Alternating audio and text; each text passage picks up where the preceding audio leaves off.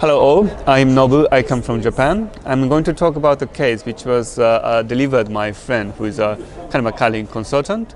This is a case about salespeople at medical device company in Japan.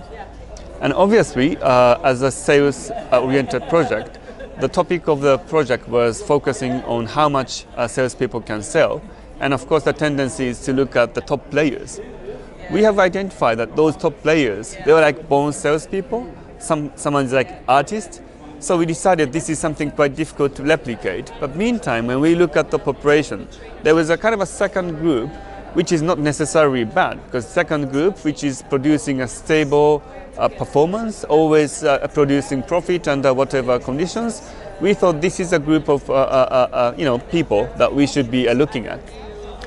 Now that we get into those groups, we have identified some of the people who were quite responsive to the customer's request.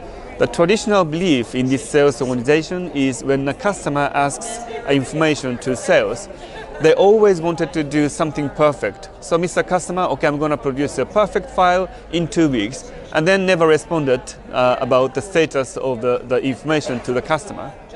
This is about the ordinary salespeople. The group that we have identified as a second group, but who was performing great consistently, they were the ones who were responsive to the customer request immediately following the next day. Hey, Mr. Customer, this is a portion of information that you requested me yesterday. I'm just going to send it to you. Another portion could come in 1 week, and then perfect, a suite would be ready in 2 weeks. And then the next week, hey, this is the remaining piece, and then in 2 weeks they produced what was required by the customer. In this way, we have identified a different behavior which was believed differently by the group of a traditional group of salespeople, which was not really performing quite well. Also, we have identified this group of people were not judgmental in terms of who is the stakeholder in that organization. They were the ones who were trying to be responsive and friendly to all those people at the customer place, including assistant or secretary. Later, probably it's difficult to reason it so logically, but later we found that all those multiple stakeholders were involved in the decision-making processes. So we thought that would be probably something different.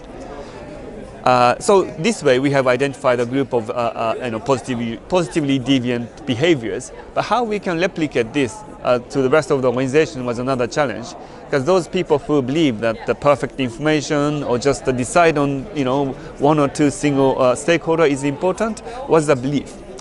And so we created a place where we can involve all those people, introduce the new ways, and the turnover of the salespeople, sales reps in this company was quite high. So taking advantage, we invited those newcomers and then explained this is something that looks like a functioning. So those people coming as a new sales person to this company, who was not biased so much by the company a norm yet, they decided to take up some of the tools, some of the ways, and then those people started performing much better than those people remaining in this company a longer time.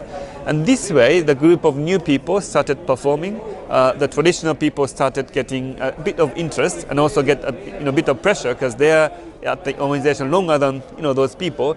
Now that maybe this is something I could do too, and then they started gradually mimicking or replicating what we have identified as a set of behaviors. So that is a story from Japan.